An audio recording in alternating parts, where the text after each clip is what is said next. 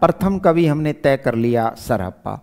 अब आता है प्रथम साहित्यिक रचना। विरोधाभास इस बात का है कि प्रथम कवि की रचना ही प्रथम साहित्यिक रचना होनी चाहिए, लेकिन यहाँ आपको थोड़ा अलग हटना पड़ेगा।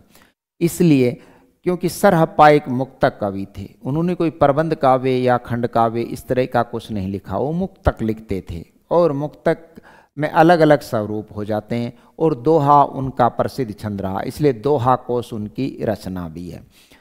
लेकिन उसमें संपूर्ण साहित्यिक अवबोध नहीं है। साहित्य की जो संपूर्ण प्रवृत्तियां हैं वो हमें मुक्तक में परिलक्षित नहीं होती। अगर संपूर्ण साहित्य की प्रवृत्तियों का अध्ययन करना हो तो हमें प्रबंध काव्यों की जरूरत होती है।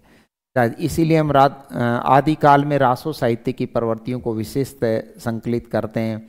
भक्ति काल में जाते हैं तो रामचरितमानस आदि पर हम ज़्यादा जोर देते हैं।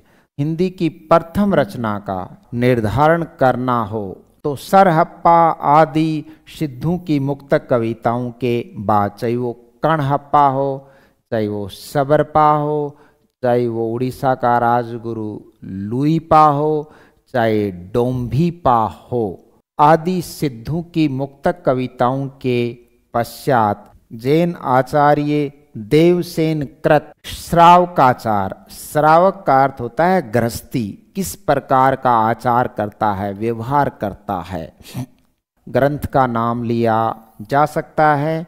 इसमें ही सरहप्पा की दोहा शैली का विकसित रूप मिलता है वही रूप जो रूप सरहप्पा से अंकुरित हुआ था, लेकिन ये किताब है, एक साहित्यिक रचना है जिसमें 250 दोहे हैं, है ना। श्रावकाचार प्रबंध रूप में है, प्रबंध रूपात्मकता है और 933 ईस्वी इसका रचना काल है। इसका रचना काल है 933 ईस्वी और छंद है दोहा। छंद है दोहा।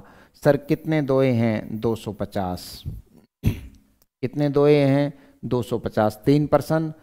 रचना काल 933, छंद दोहा, 250 दोहे, प्रथम साहित्यिक रचना श्रावकाचार,